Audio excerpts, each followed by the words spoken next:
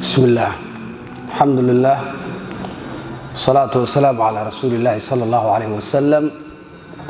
waxaan ku soo dhex jirnay kitaabkii Umdatul Ahkam kitaab as-salaah. waxaan bilaabaynaa baab al-istisqa.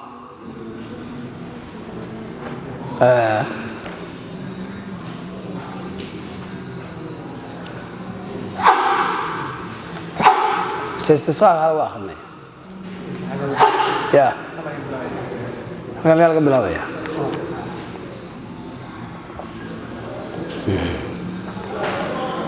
عن عبد الله بن زيد بن عاصم المازني رضي الله عنه قال: خرج النبي صلى الله عليه وسلم يستسقي. النبي ayaa soo baxay isagoo roob dalbaya. فتوجه النبي waa u jeestay عليه الصلاة والسلام إلى القبلة قبلة يدعو isagoo ilaahay baryaya. وحول رداءه go'isana waa wareejiyay. ثم صلى كبعدنا wuxuu tukaday ragcatayn laba ragco. jahara fiihima uu codka kor ugu qaaday qiraa'ada kor ugu qaaday. xadiiskan marka wuxuu muujinayaa kow inay salaada istisqaaga in la tukado ay mashruuc tahay. labo in la ducaysan karo oo ilaahay la baryayo. wuxuu kaloo tusayaa in qiblada loo jeesto markii la ducaysanayo, in qiblada xagga qiblada loo jeesto.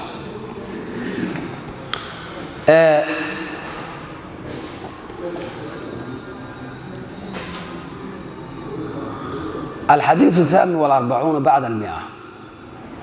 حديثك بقول أفرتني سدين. عن أنس بن مالك رضي الله عنه أن رجلا دخل المسجد. أنس بن مالك waxaa laga wariyay inuu nin soo galay masaajidka يوم الجمعة maalin jimcaha min baabin kaana naxwa daar الغضاء. albaab ku yaalay dhinaca daar الغضاء. marka daar الغضاء waxaa la yiraahdaa daartii Umar bin Khattab radiyallahu anhu. markii dambe oo dhimanay oo dhintayna dayn lagu lahaa loo galay isagoo dayn lagu leeyahay buu dhintay. waxayna ka xigtaa masjid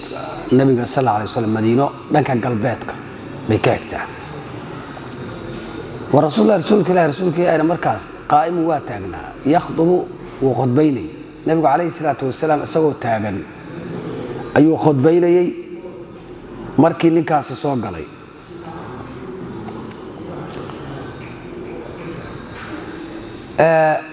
فاستقبل رسول الله صلى الله عليه وسلم قائما. ninkii rasuulka ayuu qaabila xaqiisa u jeestay. ثم قال wuxuu yiri: يا رسول الله rasuulka ilaahayow هلكت الأموال maalku waa halaagsan. وانقطعت السبل wadooyinku waa go'een. فادعوا الله إلهي noo bari.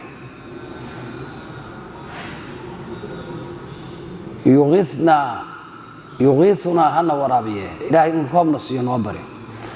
قال وحي فرفع رسول الله صلى الله عليه وسلم يديه. النبي قعميس أيو كرو قاضي. ثم قال وحي اللهم أغثنا ما أغثنا إلهو رب نودي نورابي. اللهم أغثنا إلهو نورابي. اللهم أغثنا إله نورابي. اللهم أغثنا إله نورابي. صدح جير بكو علي. قال أنس وحو يري: فلا والله إلهي بان كل دارتي ما نرى في السماء السماء لنكيد كبانا أركين من سحاب الوحد ضرورة ولا قسعة وحده قطعة رقيقة من السحاب. ووحي يرى الضويل عاض باري عاض ميشا سوالي كنهرة عاض ما حتى ملاهي يعني وحير قبل ير ضرور وين حتى ملاهي. وما بيننا وبين السلع من بيت ولا دار. buurta salci la yiraahdo iyo meesha aan joogno masaajidka nabigu ka khudbaynaya calayhi salaatu wasalaam wax daara iyo wax guri oo u dhaxeeyay ma jirin way banaanay oo macnaha wuxuu ka wadaa yani wax lagu aadanaayo daruuraha iyo naga qarinaya ma jirinin dhulku waa banaanaa sal waa buur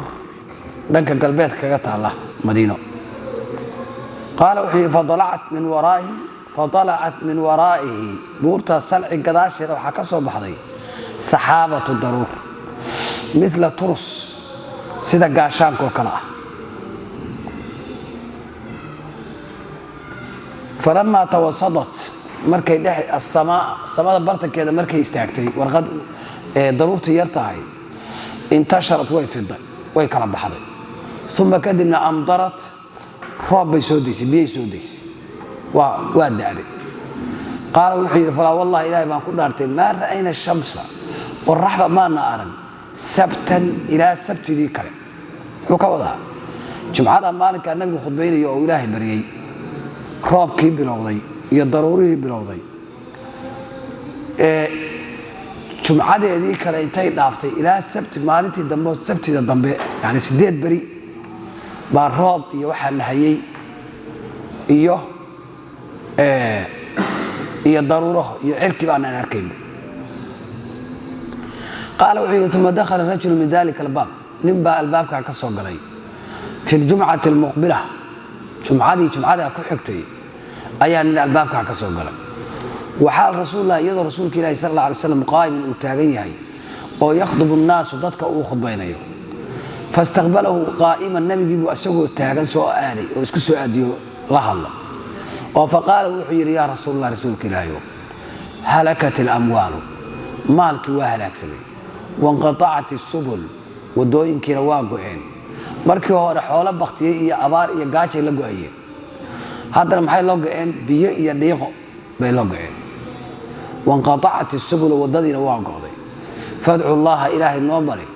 yumsikaha samadan roobka naga qabtay canna ilaahay roobka naga cishay ilaahay noo bari qaala wuxuu nabigu calayhi salaatu wasalaam farafaca rasuulullaahi sallallahu alayhi wasallam qaala wuxuu raawigu farafaca rasuulullaahi sallallahu alayhi wasallam rasuulka ilaahay gacmaha yadayhi gacmihiisa ayuu kor u qaaday uma qaala wuxuu yiri allahumma ilaahayow xawaalayna ay ijcal xawaalayna ilaahow dhinacyada ka yeel walaa calayna korkayaga ha ka yeeli roobka kan ilaahow waxaad ka dhigtaa dhinacyadayada ku di'i laakiin korkayaga ha ku di'inin allahumma cala al-akaam ilaahow akaam waxaa la yidhaahdaa meelaha yaryaroo taagaga yaryarka ah iyo wadiraabna waxa la yidhaha buuraha yaryar marka taagaga iyo buuraha meelahaasa ilaahow ku di'i iyo wabuduun alawdiya iyo waadiyaasha meelaha waadiyaashu maraan oo waadiyaasha dhexdooda wanaabit shajar iyo meelaha geeduhu ka soo baxaan oo dhirtu ka soo baxdo oo la intifaacsado qaala wuxuu yiri ninkii israawigaha fa aqlacat way faydantay oo macnaha way go'day daruurtii وخرجنا وان صباحنا نمشي أنا وكسرنا في الشمس قرح لحظة قرح أول كسبت قرح ما يعرف مركب الدعاء مركنا له دعاء بان وحنا أرناي أسبوعي ورا ما نرى قرح دعاء مركنا له دعاء كسب عن الجمعة وحنا صباحنا أنا قرح كسرنا قال الشريك وحير فسألت أنس بن مالك ما حودي أهو الرجل الأول ninkan weydiiyay nabiga marka dambe oo ku yiri ilaahay noo bari inuu dhinac naga mariyo roobkan ma ninkii hore maantii hore ilaahay noo bari yiri oo roobka weydiisanayba qaal wuxuu la adri ma ogi qaal al-muhsanif wuxuu rahimahullah ad-dirab al-jibal as-sighar dirab waxa la yiraahdaa buuraha yaryar wal akam jamcu akima wa hiya a'la min ar-rabi wa dun al-hadaba yani waa taagaga yarka weeye دار القضاء دار عمر بن الخطاب رضي الله عنه سميت بذلك لأنها بيعت في قضاء دينه دار القضاء waxa loogu baxshay deyntii oo Umar ibn Khattab iska lagu yeeshay ayaa loo galay marka Umar ibn Khattab baa lahaa xadiiskan runtii ahkaam tira badan oo faa'iido badan ayaa ku jirta waxyaalaha mararka qaarkood aad u fiirsatid Soomaalida reer baadiyeena marka u fiirsatid hab dhaqankooda mararka qaarkood waxaad isdhaaysan dadkan intay diinta aad u barteen bay ka baabaaday waxyaalo badan oo sunnayaasha ah oo waliba in qofku kitaab akhrista ma aha uusan sahal ku heli karin baa dhaqan u ah tara hadda kamid ah anu waxa soo gaaray reebihi iyo ku ducaysta Allah u araraha iyo awra daaqeynka araraha waxa la yiraahdaa meelaha kan fiiri tacbiirkooda inuu roobka iyo barwaaqadu ka fogaatana ma rabo inuu guriyaha ka dabiyo xoolaha ka laayana ma rabo ilaa araraha meelaha dhow oo aan fogeyn iyo awra daaqeynka awrka dabran wuxuu daaqaaday wax yar buu tagaa waxa laga maato 1 kilomitir inuu socdo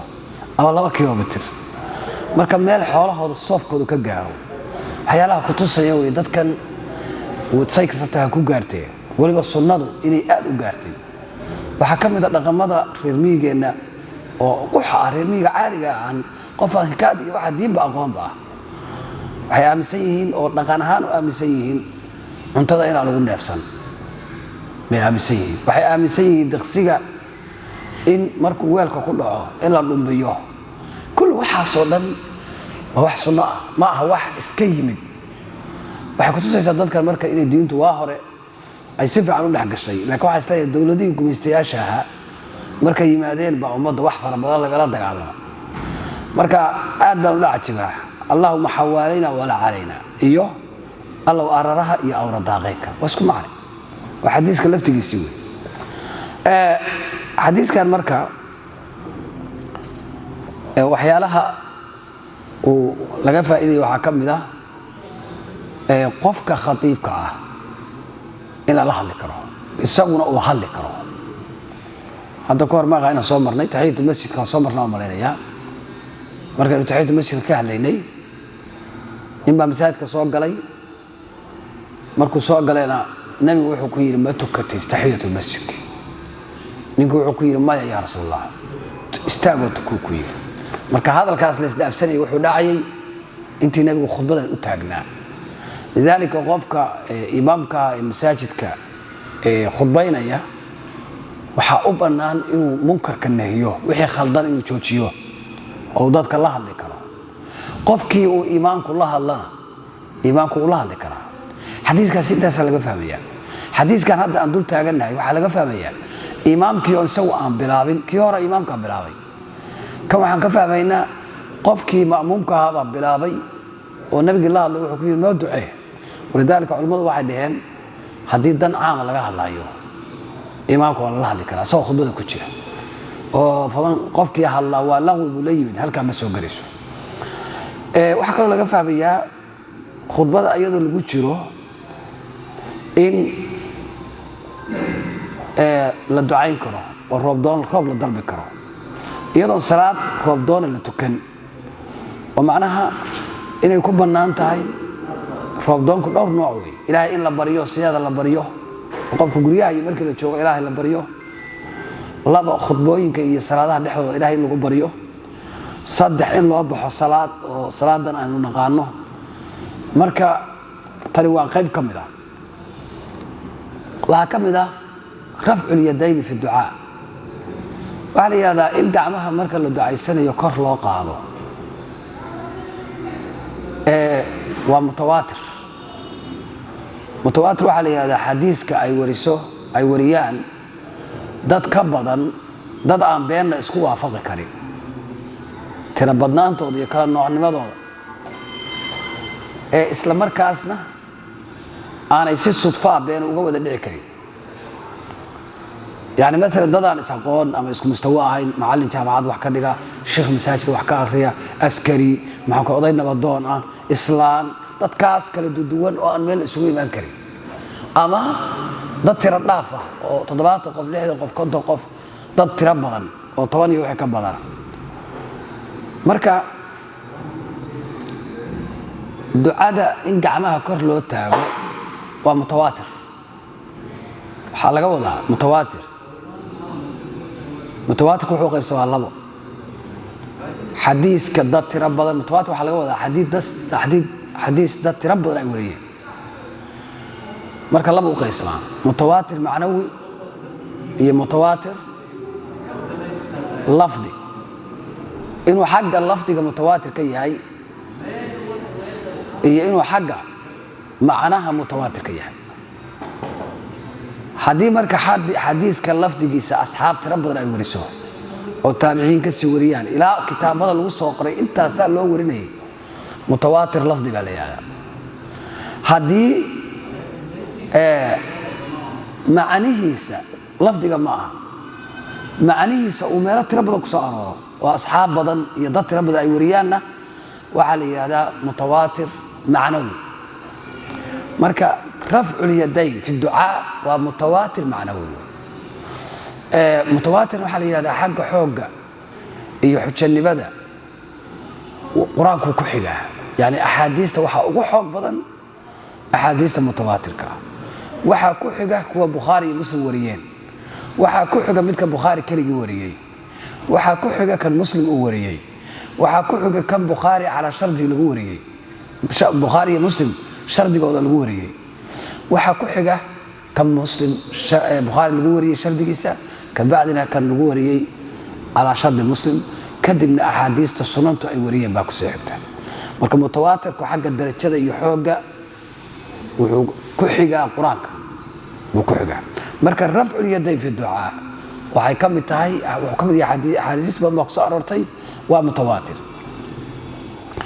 xadiisku wuxuu kaloo kutusayaa mucjisada iyo karaamaadka nabiga calayhi salaatu wasalaam ilaahay subxaanahu wa tacaala siduu u ajiibay markii horena isagoo taagan bacda axaadiis baa tilmaamaysaa inuusan nabigu gacmihiisa dejin ilaa roobkii bilowdayba markii hore roobka la baryayey nabigu gacdinbu uu ilaahay ku yidhi ilaahay ku baryayay roobkii baa ku bilowda isagoo ilaahay baryaya markii dambana ilaahay markuu baryey qoraxdii bay arkeen dadkii awal roobka ka cabanayay qoraxdii baa soo baxday marka degdega loo ajiibay nabiga calayhi salaatu wasalaam buu xadiiskan inuu mucjiso wey min mucjisaati rasuul nabi sal alla alayh wasalam iyo karaamadiisa oo waxyaalaha waxaa la yidhahdaa ruuxa runlowga ah iyo ruuxa beenlowga waxaa lagu kala gartaa ruuxa runlowga ilaahay baa taageera laakiin beenlow ilaahay ma taageero ana ficl alasbaab litalab risqi min adducaa maxaa laga wadaa asbaabta in lala yimaado oo risqa la dalbo oo ducada iyo dhulkoo la qoto iyo iska hor imaad tala saarsa ilahay ka hor imaan mayso oo maalan roobku markuu da'o in la shaqaysto ama in ilaahay la baryo ama in cid wax loo raadsado iyo in ilaahay la tala saartaa wax iska hor imaanaya maaha oo yani mid meel iska fadhiya cumar bin khadaab buu amaan maray radia allahu canhu meel iska fadhiyo oo aan shaqaysanayn war maxaa u fadhidaa yani waktigii shaqada nin meel iska fadhiyo arka wuxuu ku yidhi maxaa u fadhidaa wuxuu yidhi dee risqa ilahay baan ka sugayaa ya samadu wuxuu yidhi lacag iyo cunno ma soo di'iso samada waa la shaqaystaa marka midda kale waxaad fahmaysaa diinta islaamku ma ahan diin ruhbaaniye ah oo aakhiro keliya dadka u saxaysa ma ahan diinta islaamku aakhiriya adduunka dadka waa u saxdaa walidaalika marka la dawaafayo xaramka meesha ugu dambaysa kelmadda ugu dambaysa oo markuu qofka sunnada ku dhaqmo uu dawaafka kaga baxayo rabbanaa aatinaa fi dunya xasana wa fi laakhirati xasana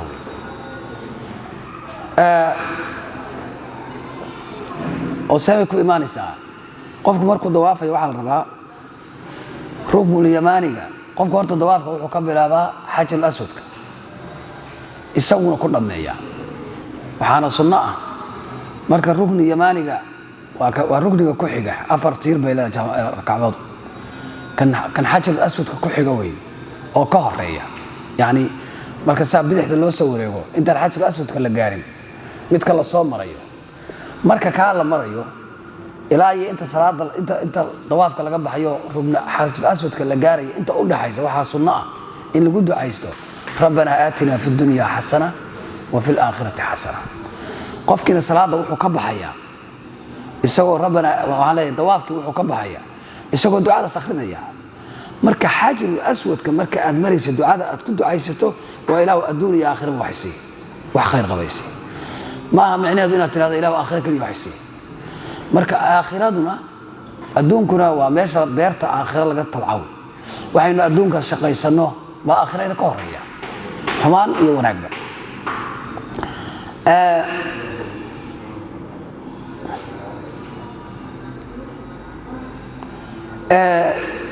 ilaahay subxaanahu wa tacaala in laga baryo karo aysan caasinimo ahayn inaad tiraahdo ilaahu roobkan meel kale iga di'iyo anigu yuusa i dhibin qofkii loo malaynayo inuu wanaagsan yahay ducaa in laga dalbi karo oo marka maxaa ka mid ah ducaa lamwaat maya qof nool oo khayr lagu og yahay ama lagu malaynayo waxaa la oran karaa noo ducee oo hadda ninka kale dadkii kale oo dhan wuxuu ka doortay nebi maxamed calayhi salaatu wasalaam marka nin sheekh oo isleenahay waa taqi ama qof aan sheekhba ahayn oo aan cabsi ilaahay iyo wanaag ku soomayno waa oran karnaa ilaahay noo bari oo roob ilaahay noo weydiiyo laakiin hal baa mamnuuca laba qof lama bari karo qof maqan waa meesha joogin hebelow aan ku maqlayn hebelow ilaahay noo bari haddii codkaagiiba ma gaarinba iyo qof dhintay qofka dhintay maxaa qabuuraha loo siyaartaa innagu marka qabuuraha siyaaradayno siyaarada qabuuraha waa wax bannaan laakiin Soomaali laba isku khaladaa siyaaratu alqubuur iyo as-safar ila alqubuur inaan qabuuraha soo siyaarano yani siyaaro Soomaaliyeed waxay u bixisay magac xataa macnihiisa waa la bedelay in qabuuraha la dul tago xoolo la qalqalo oo waxyaalo kale la sameeyo taas lagama dhaho siyaaro siyaaro carabi waxa la yiraahdaa siyaaro waa booqasho magaalada aad togan tahay qabriga ku yaala inta tagtid baad u tagaysaa laba ujeedada loo tagaa marka labadaas maxay yihiin inaad ilaahay u soo barido oo iyaga u soo ducayso maadaama aysan ducaysan karin iyo in aad ku cibro qaadato oo naftaada ninkii sheekha ahaa ninkii doctorka ahaa ninkii madaxweynaha ninkii wasiirka ninkii ganacsadaha ninkii wax yani bulshada meesha kaga jiray meesha ciidda hoosteeda inuu ku jiro labadaa inaad naftaadana ku soo jabisid isagana u ducaysid marka ruuxii loo ducaynayay oo ay annaga sunno nagu ahayd oo mashruuc ay ahayd inaan ilaahay isaga u barino inaan ta u tagno isaga ilaahay noo bari dhahdo hada laa yajuus waa wax caqliyan xataa aanayoon banasba la gaarinba caqligaadba ku fahmi kartaa inaysan macquul ahayn maxaa dhacay ruuxaan isagii baa sharci laga dhigay in ilaahay loo bariyo ilaahay sharci kama dhigin qofka nool inta gurigiisa la tago in ilaahay loo bariyo sababta asagaa ilaahay baryi karaa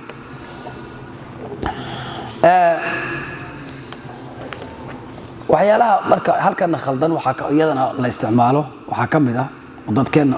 dhaca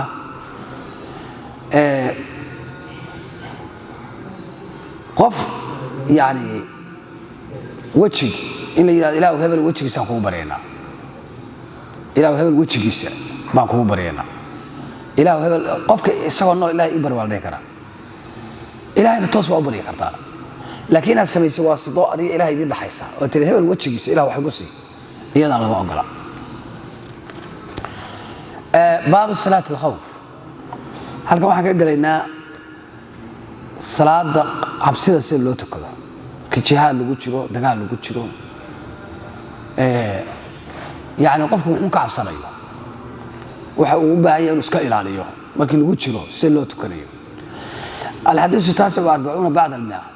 عن عبد الله بن عمر بن الخطاب رضي الله عنهما قال وحيد صلى بنا رسول الله صلى الله عليه وسلم رسولك إلهي أيانا تجيي صلاة الخوف صلاة عبسرة في بعض أيامه يعني وعكوضا مالمه دقال لديسي دقال كمدا أيام الحرب التي لقي فيها العدو مالمه لكل ما يعدو فقامت وحا استاكتي طائفة كوح معه النبي أي رعب وطائفة كوح قرنا بإزاء العدو عدو أي كتشيد فسلى بالذين معه ركعة قرد اللي تشوكت ركعة بتشيي ثم ذهبوا ويتقين وجاء الآخرون كوك الواي مادين فصلى بهم ركعة يجل ركعة بتشيي وقضت الطائفتان ركعة لبدي كوحودنا كوح والبركعات ركعات بيقدر وقتين intayna horta xadiiska sii dhex gelin salaatul khawfku waa laba qaybood ma waa saddex nooc way badan horta runtii waxay ku badan tahay xilliga dagaalka lagu jiro marka saddex midkood way حتى هذا دجالك قبيل كادوية كل يوم كادوت صلاة كرايو وخاصة إنه صلاة الخوف تكون اللي والدي لي يعني waxa uu dagaalamayo waa wax kale salaada iyo naftiisa inuu badbaadiyana waa wax kale inkastoo culimadu ay dhahaan ruqsadaha qofka hadduu isyaan ku jiro ruqsada ilaahay ka faa'iideysan karo laakiin qabiil baa u dagaalamayo qofkii dagaal buu ku jira salaadii baan ku soo gashay wuxuu ku qasbay inuu salaad tukado intuu marka ka tagi lahaa in la yiraahdo salaatu khawfku waa ku bannaan tahay baa la qaatay saddexda nooc waxay kala yihiin kow in cadowgu horta cadowgu inaad isku dhex jirtaan iyo inaad kala soocan tihiin cidii markaa is dagaalamayeen haddaa isku dhex jirtaan oo la isdhex galo oo ninba nin la deglama war ciidankii kala soconayn iyada qaab baa loo tukanaya farijaalan aw rukbaanan baa ilaahay ka cabira inay ciidanku kala soocan yahay iyadana labay u qaybsataa inuu ciidanku cadowgu kaa jiro dhanka qiblada iyo inuusan kaa jirin marka hadduu dhanka qiblada kaa jirana qaab baa loo tukanaya hadduusan dhanka qiblada kaa jirinna qaab kale ayaa loo tukanaya intaasoo dhan waxaa ka horeeya qoladan aad isdagaalamaysaan qaabkaa u tukanaysa waxaa xadadaya hubkay haystaan nooca dagaalka quwadooda wax fara badan baa ku xiran oo hadday diyaarad kula dagaalamaysa maanta gantaal aad ku celisana aadan hayn dee salaad jamaaca ma tukanaysid maxaa dhacay diyaaraddu hal gantaal bay ciidankii waadba u fududaysayba oo dadkii ay layn lahayd oo halhalka u dili lahayd baad meel isugu keentay waxay kaloo ku xiran tahay qoriga ku soo gaaraya intee leeg ma ku soo gaaraa tiiradiisu waa intee qoriga kale qododan kaa soo horjeeda ee cadowga ku ah hubkay isticmaalayaan intee wax ka dilaan waxaasoo dhan waxay u baahan yihiin in la ictibaariyo mararka qaarkood waxaa laasim noqonaysa ciid dadba in la isu keenin laa jamaaca qof walba suu u tukan karo inuu u tukado oo markii hubkooda ku soo gaarayo oo diyaarada ku hayaan oo drones lagu soo dirayo oo aan waxba ku qarsoomaanayn oo trobiin lagu arko dhaqdhaqaaqay meesha ku kulantay ciidanka isu keenaysa jihaadka asal waxa ah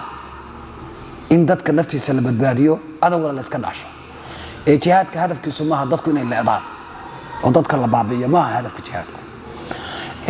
marka nooca markay tahay iyadoo duruufahaas la eegayo oo ninka qaacidka oo ciidanka maamulaya uu mar walba ka fakarayo hubka iyo nooca uu yahay iyo dhibta ka dhalan karta iyo khasaarada iyo faa'iidada sidii nabigu u tukaday marka saanahay dee nabiga calayhi salaatu wasalaam hubka la haysta wuxuu ahaa waran iyo seef buu ahaa iyo fallaar marka dee fallaar iyo waran iyo seefna intay wax ka dilaan waa wax la yaqaan marka ciidanku waa kala soconaa laba nooc buu marka nabigu u tukanaya calayhi salaatu wasalaam haddii ciidanku uu dhanka qiblada jiro cadowgu ka jiro nabigu dadka oo dhan hal mar buu salaada gelinay hal meel baana lagu tukanay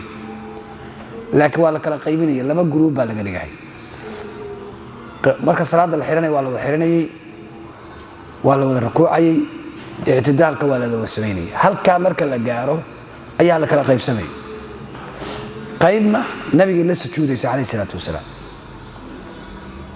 qaybtaa marka intay sujuudda nabiga iyo asxaabtu ay sujuudayaan qolada kale waa taagnaanaysa oo cadowga ilaalinaysa iyagoo waramadooda iyo seefahooda haysta markii sujuudda soo dhammaystaan nabiga calayhi salaatu wasalaam iyo kooxda hore oo nabigu soo kacay ragcadda labaad buu istaagay markuu ragcadda labaad u istaago asaga iyo kooxdii raacday ayay kooxdii hore ee wax ilaalinaysay ayay iyaduna sujuudaysaa marka labadii ragcada meesha lagu wada tukanayaa hal mar baa salaada laga wada baxayaa cadowgiina saasaa la isaga ilaalinaya qaabkaasi waa qaabka marka ay jiraan dhanka qiblada oo cadowgu markuu adiga iyo qiblada idiin dhexeeyo qaabkaasaa loo tukadaa qaabka labaad waxa way markii cadowgu uu jiro dhinaca qiblada dhinacaan ahayn oo uusan xagga qiblada kaa xigin iyadana see loo tukanaya iyadana waxaa loo tukanayaa nabiga calayhi salaatu wasalaam wuxuu sameeyey ciidanka labaa loo qaybinaya iyagana qayb nabiga ugu imaanaysaa jamaacada salaadu galaya way la gelayaan ragcadda koowaad bay la tukanayaan markay ragcadda koowaad la dhamaystaan oo ragcadda labaad u istaagi lahaayeen bay soconayaan meesha ku tukan mayaane way soconayaan dhufaysyadii kuwii hore oo markii hore ciidanka cadowga waardeynayay bay soo bedelayaan kuwii cadowga waardeynayay baa imaanaya nabigay ku xiranayeen calayhi salaatu wasalaam markay ku xirtaan qoladaas badanaa salaaduhu waa labo markii maqribka iyo laga tago yani salaatul khawfka safarna waa la yahay salaadda waa la gaabinaya marka laba la tukanay ragcad baa u dhiman marka ragcaddii maxay samaynayaan iyagoo dhufayskooda ku jira oo sii jeeda oo qibladii ka sii jeeda oo cadowga ilaalinaya ayay dhammaysanayaan qoladii dambe nabigu calayhi salaatu wasalaam wuxuu samayn jiray wuu daahin jiray qiraa'adu dheeraynay wuxuu sugayay intay soo gaaraan nabigiiyo tukanaya u imaanayaan oo ragcaddii labaad u taagan calayhi salaatu wasalaam way ku xiranayaan way la tukanayaan ragcaddii labaad markay nabiga u dhammaato oo ataxiyaadka u fadhiisto calayhi salaatu wasalaam ayay istaagayaan iyaguna ragcaddii u dhimanayd ayay dhammaystiranayaan nabiguna calayhi salaatu wasalaam ducooyinka iyo adkaartu badinay marka ragcaddooday soo dhammaysanayaan asna fadhiguu ku sugayey markay soo fariistaan markay dhammaystaan bay soo fariisanayeen ataxiyaadkay la dhammaysanayeen nabiga calayhi salaatu wasalaam marka qolana nabiga takbiiratul ihraamkii hore iyo salaada inay la xirato bay ku liibaantay qolana inay taxiyaadka nabiga la akhrisato bay ku liibaantay qolada dambe maxay samaynaysaa marka qolada dambe ragcad baa u hartay markuu nabigu salaamo naqsado ayay kacayaan iyaguna ragcaddii u dhimanayd bay meeshooda ay hadda joogaan ku dhammaysanayaan halkaa marka axkaam badan baa ku jirto oo marka intayna axkaamta u gelin horta saddexdaa nooc wey markii cadowgu isku dhex jiro qofku sidii rabo laa rukuuc iyo sujuud iyo la ilaalin maayo isagoo diyaarad wado oo dagaal ku jiro tukanaya isagoo beebeegii ridayu tukanaya isagoo qorigii ridayu tukanaya aniga nidaamkii salaada dhan waa la bedelaya waxaa ka soo haraya qiraa'adii adoo dhufays ku jira adoo jiifa adoo dhabacaan saad u tukan karto aday ku taala farijaalan aw rukbaanan wey adoo ordayaa tukanaysa ama labada kale waa saas xadiiskan marka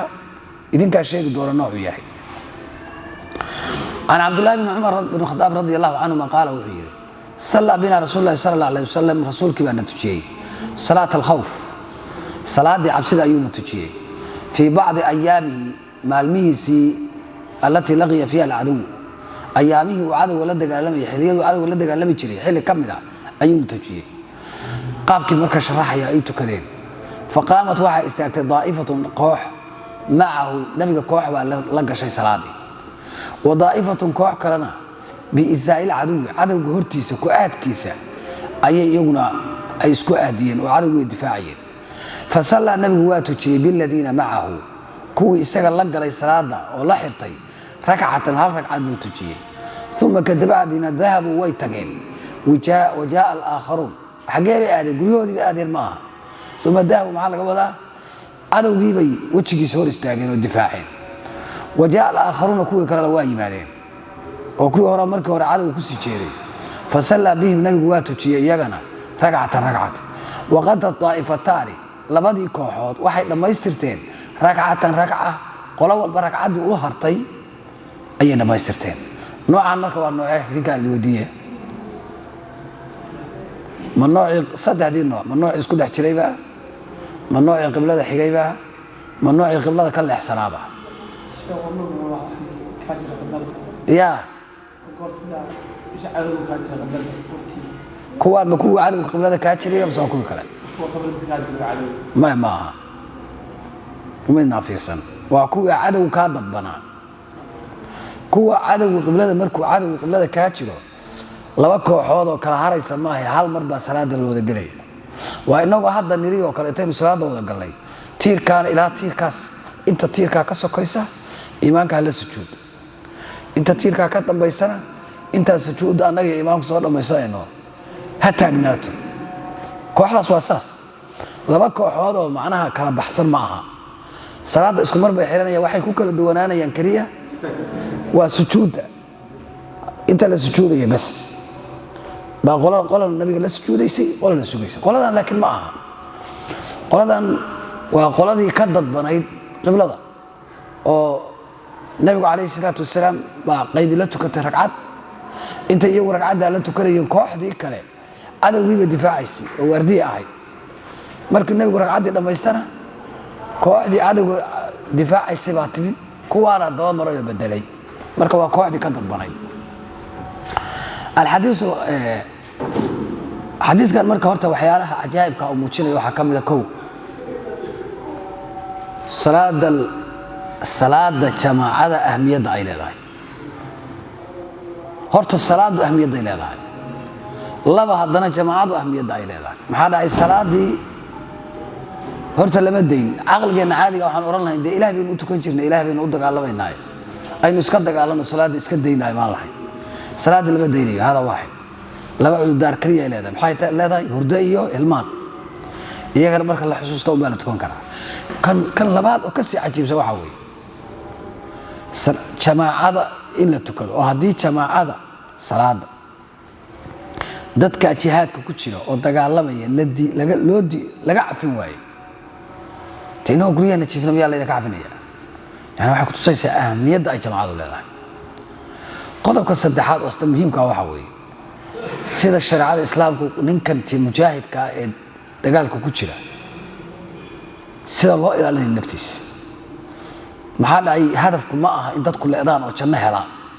hadafku janno la helo waaya laakiin waa in ummadan waa in cadowgana la jabiyaa ummadana la badbaadshaa haddii aysan hadafku saas ahayn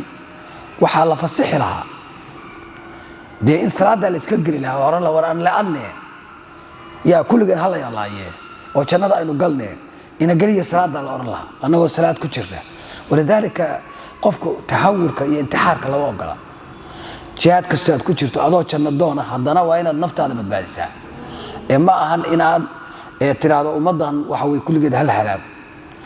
qodobka muhiimka wey qodobkaasna waa muhiim oo qofka bilow aadanka shariicadu soo ilaalinayso soo waliba jihaad ku jira haddana jihaadkii waa la ilaalinaya waayo jihaadka xaabadiisu waa ciidanku hadduu kaa baabao dee waa lagu qabsanaya الحديث الخمسون بعد المئة عن يزيد بن رومان عن صالح بن خوات بن جبير عمن صلى مع رسول الله صلى الله عليه وسلم صلاة ذات الرقاع ninka يزيد بن رومان waxaa laga wariyay صالح بن wuxuu ka wariyay dadkii la tukaday nabiga calayhi salaatu wasalaam salaatul khawfka wuxuu ku tukaday nabigu meel ay qaswat la ذات الرقاع oo waxa loogu baashay dad cagacad baa ku jiray dadku intay cagaageen ayay lugaha mariyo ku xirxirteen cagaha iyo kabala'aan bay ku jihaadayeen asxaabtu salaatu daati riqaac marka wuxuu yiri salaatu khawf dadkii la tukaday anna daa'ifatan kood safat wala safatay ma'a nabiga wa da'ifatun koox kale wajahal cadow dhinaciisa aadi fasalla bil ladina ma'a rag'atan qoladii la safatay nabigu calayhi salaatu wasalaam rag'a ayuu tujiyay ثم ثبت النبي ركعدي لباد بو استاغي قائما اسagoo taagan buu sugnaaday oo quraan dheer iyo buu iska akhri inta muxuu sugayaa inta kooxdii kale soo gaarso fa atamu kooxdii hore la tukatay waxay u dhameystireen la anfusihim naftooda ay u dhameystireen ثم انصرفوا كبعد way socdeen fasafu iyaguna way safteen wajahal cadowga ku aadkiisii ayay dhufaysadii ka galeen وجاءت ويتي ضائفة أخرى كوحدي كله فصلى بهم الركعة النبي وهل ركعة بتجي التي بقيت ركعة إسقى أخرتي وإسقى ركعة لبعضها يجرتي كوادها أيو تجي ثم كبعدنا ثبت جالسا نبي مدة وافرستي وأتم ويد ما يستري لأنفسهم يجع سنة ما يستري ثم سلم بهم يجينا ولا صعب نقصه هل كان مركب tii hore iyo tanina waa xagee ma qiblada ka cadowgu jira mise dhinac buu jira soo raayakum haye cadowgu ma qibladu hadda ka jira xadiiskan mise ma qiblada waa ka babcan yahay ma sha Allah waa runtii sax waa xadiiskii kii hore waa isku mid laakiin xadiiskii hore iyo xadiiska waxa uu kala duwan yahay xadiiskii hore wuxuu inoo tilmaamay kooxda koobaad markay nabiga calayhi salaatu wasalaam la tukatay meeshii kumay dhammaystirane way tageen ya oo marka way tageen dhufaysyadoodii bay ku dhammaystirteen xadiiskan laakiin wuxuu tilmaamayaa intaysan tegin inay meeshii ku dhammaystirteen farqigu waa intaa marka may fahanteen halkaa yani waxaa laga wadaa xadiiskii hore markay ragcadda koowaad la tukadeen nabiga calayhi salaatu wasalaam way yaaceen dhufayskii bay tageen ragcaddooda u dhimanayd cadowga hortiisa iyo dhufaysyadoodii bay ku tukadeen ragcadda kan labaadna kanna ragcaddii koowaad kooxdii koowaad markay nabiga la tukatay tii labaad nabigii way ka goosteen oo gaarkooda u dhammaystirteen laakiin meeshii bay ku dhammaystirteen oo kabay tegin farqigu waa intaa aan ku celiya xadiiska عن يزيد بن رومان عن صالح بن خوات بن جبير عمن صلى مع رسول الله صلى الله عليه وسلم صلاة ذات الرقاع في صلاة الخوف وحال قوري ددك النبي قال لتك عليه الصلاة والسلام صلاة الخوف كي غزوة ذات الرقاع أن ضائفة كوح صفت معه نبي كوح على صفتين وضائفة أخرى كوح كرنا وجاه العدو عدو أي كؤاد دفاعي ودفيسيدي كما يسوقعين فصلى بالذين معه ركعة والذي لا تشوق هل ركعة بوتكري ثم كدبنا ثبت النبي واصل ناضي قائما حاوي يا متاغن ومحسن الى النبي ركعة دي لباد بو استاغن اسو marka qiraa'adu dheeraynaya muxuu u dheeraynaya in kooxda labaad soo socota ay soo gaarto fa atamu wa ida maysteen kuwii hore li anfusihim ayaga ragcadda u dhimanayd bay dhammaysteen xagee ku dhammaysteen isla meeshii maxaa ka fahmaysaa hadalkan kan uma kadibna markay dhammaysteen insarafuu way laabteen way gadoomeen xagee bay u gadoomeen dhufaysyadii kuwa kale ay soo bedeli lahaayeen fasafuu wajaha alcaduwi waxay safteen cadowga wejigiisii wajaa'at way timi daa'ifatu lukhraa kooxdii labaad fasallaa bihim rakca nabigu ragcad buu tujiyey التي بقيت وهرتي ثم ثبت جالسا النبي مركا يغنا التحيات كسوغي واتموا لانفسهم نفتا اذا اسو دمايسترتين ثم كدمنا محاوي ركعد لباد بي وكعين نبينا عليه الصلاه والسلام ما كغوسا صلاتي كما بخينه التحيات كي دعويكي و ديري انت ركعد سو دمايستريان بو سوغيا markay ragcad soo dhameysteen way la soo fariisteen atahiyadkii la akhriyay bay akhristeen كبعدنا مركو النبي السلام عليكم دير بين الدحين مركا فرق ودحيا لبدا حديث waa inta kaliya الرجل الذي صلى مع رسول الله صلى الله عليه وسلم هو سهل بن ابي حيثمه ninka marka saxaabiga oo xadiiska inoo soo wariyay oo nabiga la tukaday ninka saxaabiga abu aha oo la yiraahdo سهل الحديث 51 بعد المئة حديثك كوي كنتونات عن جابر بن عبد الله الأنصاري رضي الله عنه قال وحيه شهدت مع رسول الله صلى الله عليه وسلم صلاة الخوف نبي أيام صلاة الخوف لا تكذي فصففنا صفين لما الصف بانوا صفرنا صف خلف رسول الله صلى الله عليه وسلم صف نبي كدم بيه وكحجه والعدو عدونا وقت قاس صلاة داس بيننا وبين القبلة قبلة أنه نور دحي فكبر النبي صلى الله عليه وسلم النبي الله أكبر به وكبرنا جميعا أنه لنا لبدا يدي كوحودي النبي با هل مربى النبي الله حرام ثم ركع وركوع النبي وركعنا جميعا أنه لما أنت يوركو ثم كبعدنا رفع رأسه من الركوع النبي عليه الصلاة والسلام ركوع دي مدح كسوغار ورفعنا جميعا لما انت ينا ركوعي وكسو كعاني هذا لك بحيا مكه ثم كبعدنا انحدر النبي واهبطي بالسجود السجود ودعي والصف الذي يليه نبي يصفكي كخيغي waxay u dhaceen sujuud وقام الصف المؤخر صفكي دنبر waa taagnaaday في نحر العدو عدو دونتيس oo muxuu sameeyaa تسيفيسي ورمديسي قبوناديسي وهايستي عدوي بو جيد نبيغي iyo kooxdii ka horeysana oo nabiga ku xigtana waa sujuudsan yihiin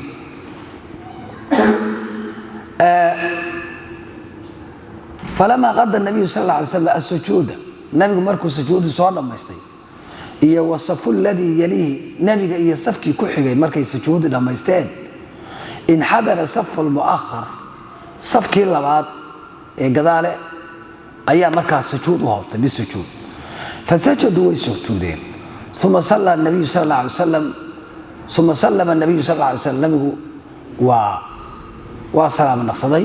wa sallamna ma'ahu wa ana la salaam naqsamay qala ka Jabir wuxuu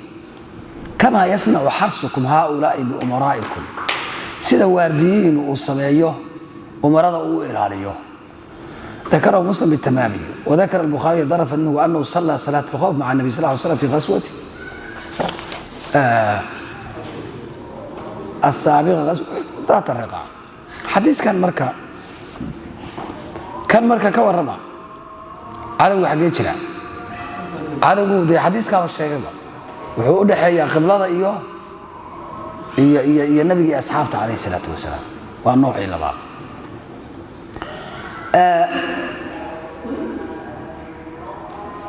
xadiiskan waxa ka muuqata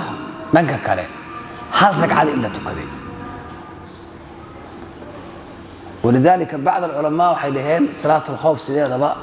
waa hal ragco لكن marka nusuusta la isu geeyo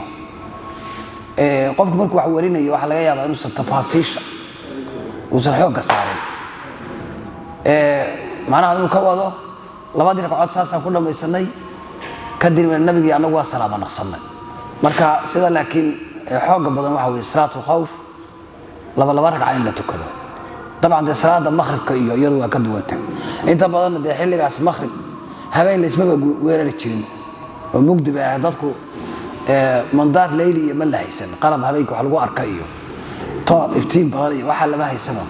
habeenka cidna aad ma dagaalami jirin waa markuu bariya la dagaalami jirin inta badan xadiiska marka waxa laga qaadanayaa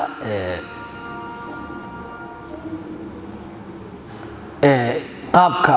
loo tukanayo salaada marka cadawgu uu dhanka ka jiro aan ka gudubno kitaab al-janais صلاة كتاب قدام بيوي كتاب الجنائز أو صلاة الجنائز قاعدة دونا باب في الصلاة على الغائب وعلى القبر وحباب ياي قف مقن يا قبر اللي قلت كنكر طبعا صلاة الجنائز صدع نوع صدع غاب بلوت كذا قف كي ميت كي هرت هذه الله والوت كذا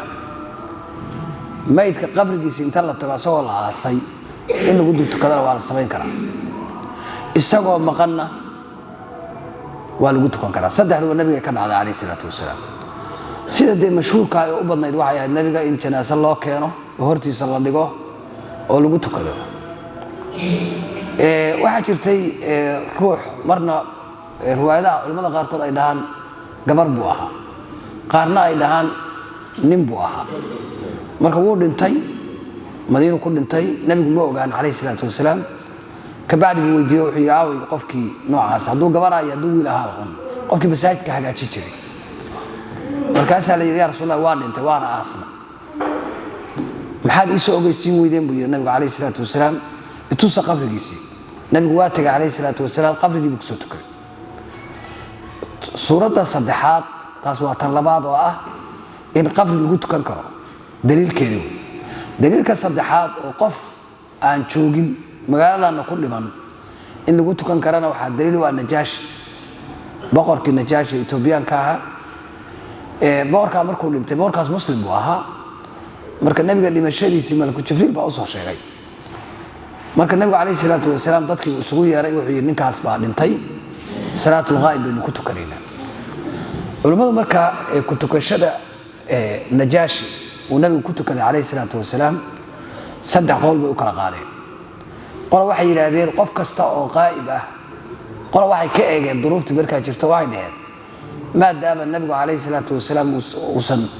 la joogin sababtu ugu tukaday baa la isweydiiyay qolo waxay ka eegtay meeshuu joogay cid ku tukata ma haysan inkastoo warkaas laga xoog badan yahay waayo ilaa dhowr kun oo asxaab badan baa yani jirtay oo ba xabashida ka mid ahayd dad badan oo muslimiin way joogeen qol halkaas eegan marka waxay ka qaateen mas'ala ah qofka hadii aan la ogeyn in janaaso dad ku tukadeen salaatul ghaib baa lagu tukan karaa qolal waxay ka eegeen maya dhankaas ma ah maxay tahay sababta inuu ugu tukaday waxbuu islaamka taray ninkan marka maadaama uu islaamka u gargaaray halka waxay ka qaateen qof kasta oo islaamka anfaca oo bulshada wax qiimo leh ugu yaala nin sheekho weyn qof daaciya qof macnaha masaajida dhisi jiray qof kasta oo ummadda macna fiican ugu fadhiya ya madaxweyne cadaaladii wanaag lagu og yahay yani dad samafale ummadan iyo abaaraha iyo khayrka ka shaqay jiray waxba qofka ummadda yani qiimo ugu fadhiya hadduu ahaa oo bulshada iyo ummadda iyo diinta wax u tarayay hadduu rabo magaalo islaam garowe ama boosaaso ama qardhaha ku dhintee salaatul ghaib waa lagu tukan karaa bay dheheen qolada saddexaad waxay dheheen maba ay eeginba waxaas waxay dheheen qof kasta salaatul ghaib baa lagu tukan karaa bay dheheen marka waxaad moodaa qowlkaas dhexe oo ah qofku hadduu ummadda wax u taray sida najaashi oo kale hadduu xataa magaalada ku dhintay ama magaalo kale ku dhintay ama yani waa in lagu tukado عن أبي هريرة رضي الله عنه قال وحي نعى النبي صلى الله عليه وسلم النجاشي بقرك النجاشي أبو النبي أوغيسيي في اليوم الذي مات فيه مالك بنتي أي النبي ضدك أشيغ وحيري نكاس على بنتي وخرج بهم ضدك وحي أصار النبي إلى المصلى ماشي جنازة اللي قلت كنجري اللي قلت كنجري مصلى إيد اللي قلت كنجري maxaa dhaca nabigu wuxuu rabaa in dad fara badan ay soo yimaadaan oo masaajidku wuxuu ugu tukan waayay masaajidku dad badan ma qaado marka si jamaaca fara badan loo helo nabigu meeshii ciid lagu tukan jiray buu geeyay dadka mulaad fasafa bihim wa safay wa kabbara Allahu akbar buu yiri arba'an afar jeer buu Allahu akbar yiri afarta akbar marka maxay tahay Allahu akbar ta koobaad oo Allahu akbar marka la yiraahdo waa tii salaad lagu xirinay كبعدين قفكوا وآخر يا فاتحة مركوا لما يفاتحة حضر الله أكبر براعية الله أكبر طلبات كدبنا وآخر يا صلي النبي عليه الصلاة والسلام حضر الله أكبر براعية الله أكبر تاس صدحات قداش النبي ودعانية ويخلص له دعاء وأخلص غيرية معنى ربنا آتنا في الدنيا حسنة أسوء اسكت داري مايو ادخل كل داري مايو دعاء القف كم بالله خسيرية كنيس maxaa laga wadaa marag waxa jirta mas'alo fiqiya oo aqadi ah oo dhaayso qof hadaa u ducaynaysi horta adigu naftaada ka bilow khayrka naftaada ka bilow laakiin marka janaasada ma ahasaas ducada waa loo khaarsiyay isaga loo ducaynay walidaalika masaajidiyada waxa haboon inta hadda aan sheegay waqti yar bay qaadanaysaa markii dadka salaatu janaasada la tujinayo dad aan aqoon baa jeesay loo tukado dadka in loo sharaxo oo imaamka qofka salaada tujinaya uu yiraahdo Allahu akbar to koobaad saasa saweynaa tan labaad saasa saweynaa tan saddexaad saasa saweynaa saasa fiican marka ragcadda afraad marka ugu dambeysana Allahu akbar baa yaa lagu salaamo naqsadaa Shaafiiciyadu waxay dhahdaa duca yar baa laga dambaysiyaa Allahumma la tuftina ba'da wala tuhrimna ajra ilaahu gadaashiisana hana fitnayn maxaan ku raada ajarkiisana naga xarim laakiin iyada laftigeedu maxay ahayd xadiiskii muxuu ahaa wayakhlis lahu ad-du'a du'ada maydka in loo khaliso ba fiican marka shaqadan maydkaas iska leh in loo bariyo waxa kale haboon in la sheego hadduu dumar yahay iyo hadduu rag yahay iyo haddii uu yahay dad badan uu yahay sidoo kale haboon waxa in masaajidka la soo galiyo oo halkan la keeno haddaan markaa wax ka daadanaya jirinin in masaajidka gudaha la soo galiyo oo masaajidada loogu talagalo oo qofkii gadaashiisa looga tukan nabigu calayhi salaatu wasalaam dumarkana dhexdiisa isaga aadin jiray raggana madaxa ayuu isaga aadin jiray marka calaa kullin aan gal xadiiska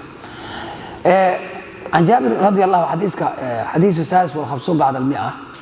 عن جابر رضي الله عنه أن النبي صلى الله عليه وسلم صلى النجاشي فكنت في صف الثاني أو ثالث نجاشي النبي كنت كذيبي عليه الصلاة والسلام مركا وحن كنت شريبي صف كلابات أما كيس النحار halka marka maxaa laga fahmayaa waxaa laga fahmayaa safafka in la badiyo walidaalika janaasada safafka dhaadheer waxaa ka fiican in safafka la yareeyo la badiyo oo lisdaba istaago safaf badan ay noqdaan saasaa fiican الحديث الرابع والخمسون بعد المئة حديث بقول كنتني آفر عن عبد الله بن عباس رضي الله عنه وأن النبي صلى الله عليه وسلم صلى على قبري نبي قبري وكنت كذي بعدما دفن مركي للدوغ كذب فكبر عليه 4 أفر أيو كنت كذي إساقنا كي هون هذا وراء صومرني طبعا لبدا الحديث نجاش كهليين حديث كان وحكى لي dee qof la duugay oo laga hor duugay inaad ku tukan karto dabcan inuu waqtigu dhow yahay baa muhiim ah laakiin loo safri maayo looma safrayo oo qabuuraha ma loo safro la siyaar ahaan looma safro sharci ma aha in lagu soo tukadana loogu safri maayo yaani qofkan qabri ku jira inta boosaas ka tagtid qof ama armo ama magaalo kale lagu aasay qabrigiisa ku soo tukanaya oo u safri maysid مرة كرسنا النبي عليه الصلاة والسلام لكن أسكت أوصف كرتا وكغيب قاعدة كرتا سيدا هدين بلا صغير مركا قبرك مركا هدي وقت الأولى العاصي مقالة تشوفتر أكويا له مهم أكويا إن الطفق أسود عيسو وادو تغي كرتا وأكسود كان كرتا خاصة بقى حتى صلاة الجنازة إن الجماعات هذا صوت هذا وقفك ميت كيو العاصي oo shaqadii marka laga farxashay aad timaado ma khalaas wala asay aan kala tagna miyaa dhahaysaa ma dhahaysiin waa ku tukanaysaa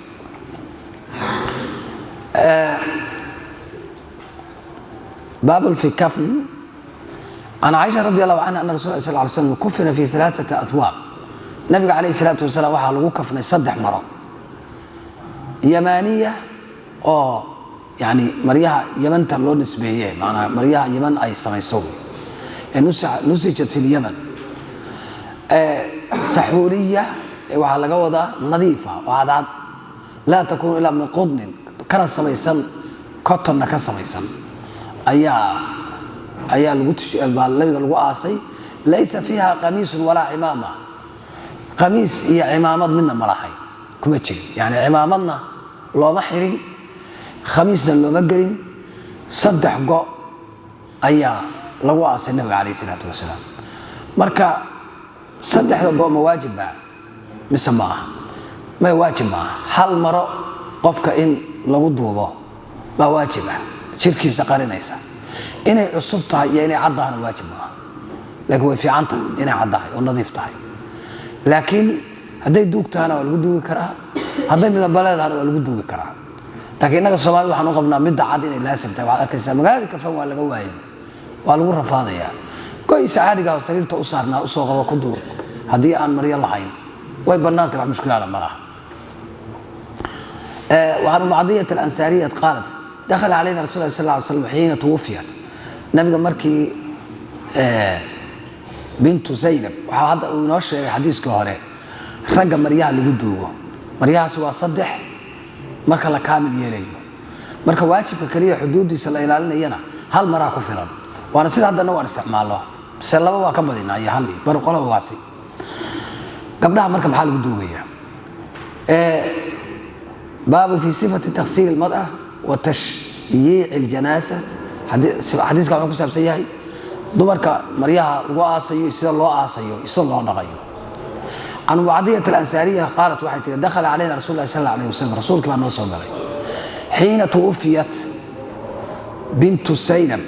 بنته زينب gabadhiisii زينب markii dhimatay فقال wuxuu yiri اغسلنها 3 صدح jeer dhaqa أو 5 أو 5 أو أكثر من ذلك انت وحكم بدن إذا رأيتن ذلك حتى ذلك أوركتان مر لاب صدح نقا ولي وقفك يعني انت عادينك إذا لغم نقو يا النبي عليه الصلاة والسلام بماء وستر بيئي واحد كل غدان قب على انت قبتن وجعلنا في الآخرة نقيد قدام بيسر واحد قدرتان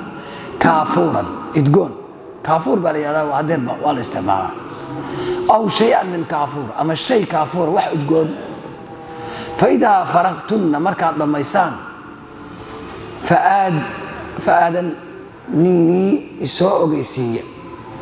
فآذنني إسوء قيسية مركات ضميسان فلما فرغنا آذناه مركات ضميني نبي واو قيسيني فأعطانا حقوة وحنسي النبي عليه الصلاة والسلام مع وستيسي هو سكنت قيسي فقال وحيري أشعرنها إياه شعار وقال شعار وحل هذا مرضى فنانة قرنتا مرضى شركة أو وحبك حقين أي شعار هذا